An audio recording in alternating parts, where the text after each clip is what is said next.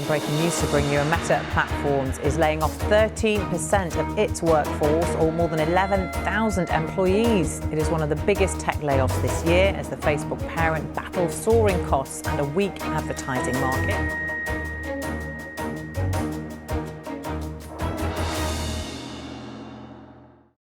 Almost every major tech company in the world likes to claim that they operate like a startup.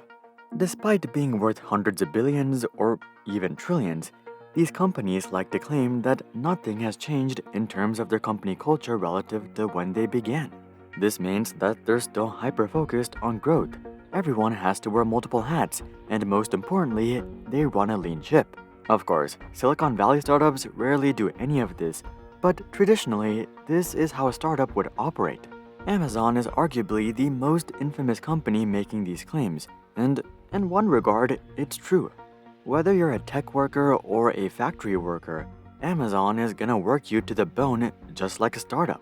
But unlike a startup, almost all of these companies also engage in overhiring. And we're not talking about overhiring a little here or a little there. No, we're talking about systemic overhiring of tens of thousands of people. And it's super obvious too. Take Facebook for example. At the end of 2019, they had a total of 45,000 employees, but by September of 2022, they had 87,000 employees. This means that Facebook's employee count nearly doubled within these 3 years. Facebook obviously does not need twice as many employees to run the same services that were already massive 3 years ago, or create platforms that 38 people use. This usually isn't a big deal during bull markets when the market is doing well and investors are happy. But during recessions, companies almost instantly turn around and lay off everyone that they overhired. Going back to Facebook, they laid off 11,000 people. Even companies that are doing relatively well end up in this situation. Take Google for example. Google's net income has barely dipped and is still hovering near all-time highs. Yet Google is receiving significant pressure to reduce their workforce, and there are rumors that Google is looking to lay off 10,000 people. But why even play this game? Why hire to fire? Wouldn't it make more sense to run a lean ship at all times like a startup? This way, during good times, their profit margins will be even higher. And during bad times, they won't have to shed too much of their workforce, if any. I mean, it seems pretty straightforward, yet most of these companies still overhire. So here's why companies overhire just to end up laying off.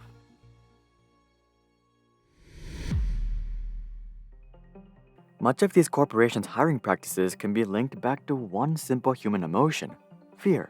The fear of missing out. During periods of hypergrowth, it seems like everyone around you is investing and growing way faster than you. This was very much true for Amazon.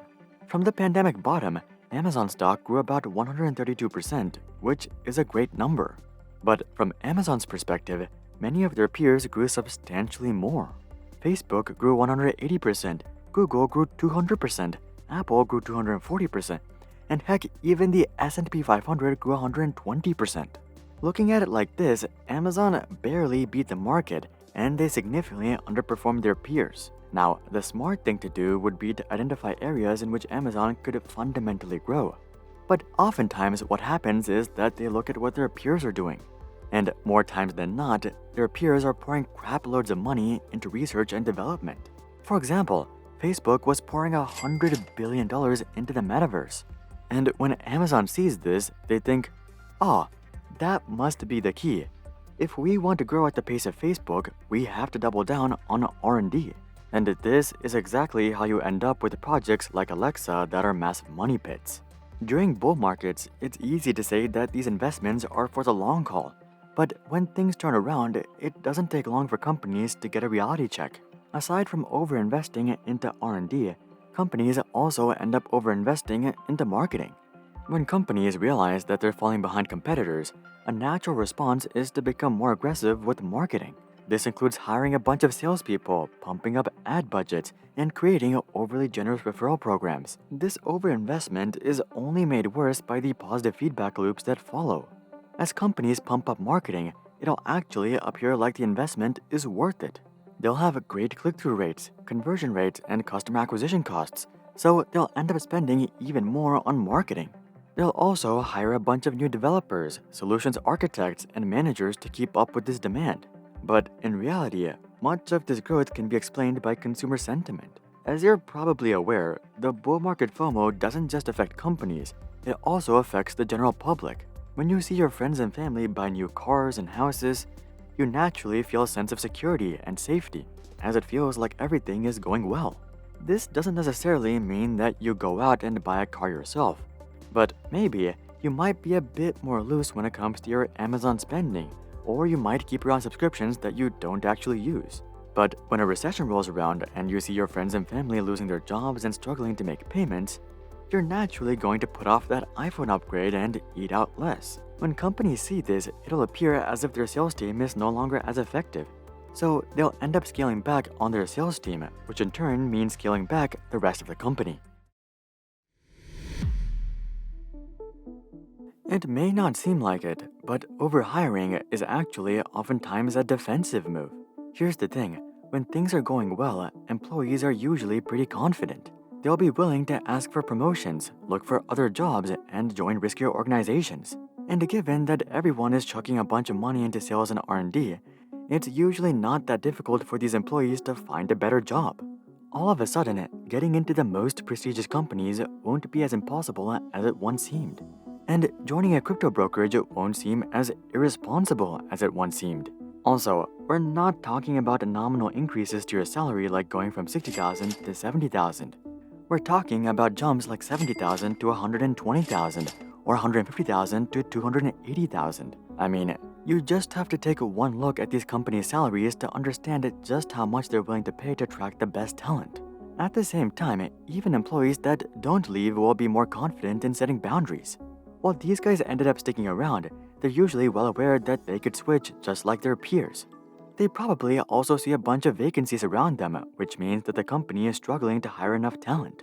All of this shows that the employer is more dependent on the employee than the employee is dependent on the employer.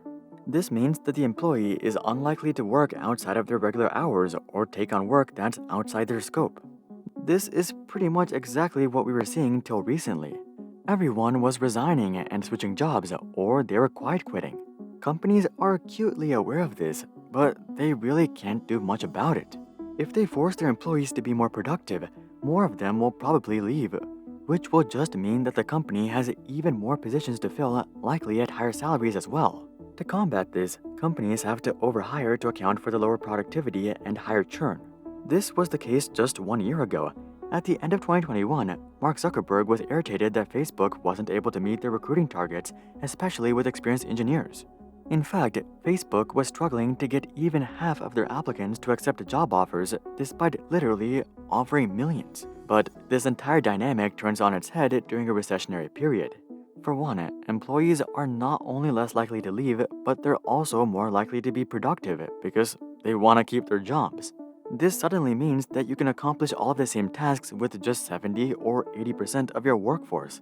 At the same time, new hires start piling up as well. Before, you had to recruit like crazy just to maintain your headcount and account for the massive churn. But now, all of these new hires quickly become a dead weight for the company. For example, let's say the company was overhiring by 10%. If their existing staff suddenly becomes 30% more productive, the company is no longer overstaffed by just 10%. They're overstaffed by 40%. And at this point, there's nothing left to do but bring out the chopper. The points that we've discussed so far are reasonably understandable. During bull markets, companies are often fearful of falling behind, and they're forced to overhire just to keep up. When market dynamics shift, however, this often results in massive layoffs. While this no doubt sucks, it's at least somewhat understandable. What's not understandable, however, is the third subset of reasons that companies overhire, which is the nefarious subset. One of the most nefarious of these is the practice of hiring to fire. At first glance, this probably sounds super counterintuitive, and it is. Why would anyone spend so much time, money, and effort into vetting and interviewing thousands of applicants just to turn around and fire them? Well, let's just say that it's not something that anyone really wants to do. But certain corporate policies make this a reality. For example, Amazon requires that the bottom 10% of their workforce be let go on an annual basis. If you're an Amazon manager, this would be easy if you have a crappy worker on your team. But unfortunately, most Amazon managers aren't that lucky, given that everyone that they hire for the corporate side are exceptional. If they were to score their team members, the worst performer might be given a 90%. Obviously, there is some room for improvement, but it's definitely not a fireable offense. Managers very much understand that this would be unfair, and that's why they turn to hiring to fire. They usually maintain a core team of 7 to 10 people that they want to keep permanently. And every year, they'll hire some random sucker who will be tasked with doing all of the dirty work for the team for a year before getting fired. If a given sucker truly does an exceptional job, there is a chance that they'll be allowed to stick around. But this means that someone else on the team now has to be fired instead, and this is by design. A lot of companies don't care about tenure or experience. In fact, they feel like these attributes make an employee less productive because they've become too comfortable. These companies would much rather have a bunch of short-term employees that work their butts off the entire time they're there. And this forces managers to either hire to fire or hire to replace.